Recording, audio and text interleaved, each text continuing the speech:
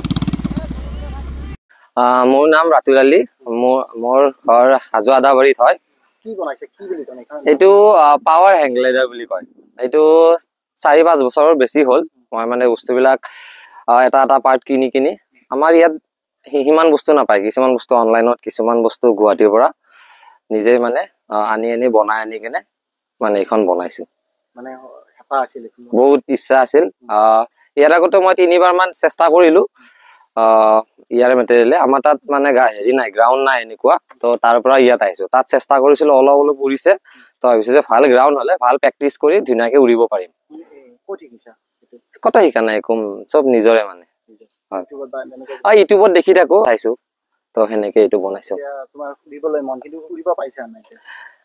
দেখাম আপোনালোকক এবাৰ উৰি কেনে চেষ্টা কৰিম উৰিবৰ কাৰণে মই যিহেতু ভালকে উৰিব নাজানো মই প্ৰেক্টিসে কৰি আছো সো প্ৰেক্টিসত যিখিনি উৰে সেইখিনি আপোনালোকক দেখাব পাৰিম মানে তোমাৰ মানে গাইড কোনো দিয়া নাই তুমি নিজে কৰিছা নিজে কৰিছো গাইড কোনো নাই আমাৰ অসমত নাই এইবিলাক বনোৱা কোনো নাই কোনো চেষ্টাও কৰা নাই চাগে ইঞ্জিন লাগি থকা দেখিছো এই ইঞ্জিনটো মানে কিহেৰে চালিত পেট্ৰল ইয়া ডিজেল এইটো পেট্ৰলেৰে হয় অলপমান প্ৰবলেম হৈছে এতিয়া মানে এইটো আগৰে পুৰণা ইঞ্জিন কিন্তু ইয়াত এতিয়া E20 মিক্স হৈ আছে না তো E20 ৰ কাৰণে অলপ মিছ মাৰে ইঞ্জিনটো এইটোৱে চৰকাৰক কম যে E20 মানে অলপ কম কৰি দিলে ভাল হয় 10% মান কৰি দিলে 20% দিয়াৰ কাৰণে ইঞ্জিনটো মিছ মাৰে আপোনাক এবাৰ স্টাৰ্ট কৰি দেখাম মানে বহুতখিনি মিছ মাৰে এটো আৰু মানে এতিয়া শুৱালকুছি মোটামুটি খেলপথাৰত আহি গৈছে মানে ইয়াৰ তুমি ক'ত গম পালা যে ইয়াত ধুনীয়া বালিচৰ আছে বুলি কি হৈছে মই ফুৰিব আহি পিক্স বিচাৰি থাকো এনেকুৱা গ্ৰাউণ্ড বিচাৰি থাকো ক'ত উৰাব পাৰিম মানে এনেকুৱা ডাঙৰ পিক্স বিচাৰি থাকো তো ইপিনে আহোঁতে কাৰোবাক সোধাতে ক'লে যে তাত চাব পাৰে তো আহি চালো যে ইয়াত মানে ভাল গ্ৰাউণ্ড এটা আছে,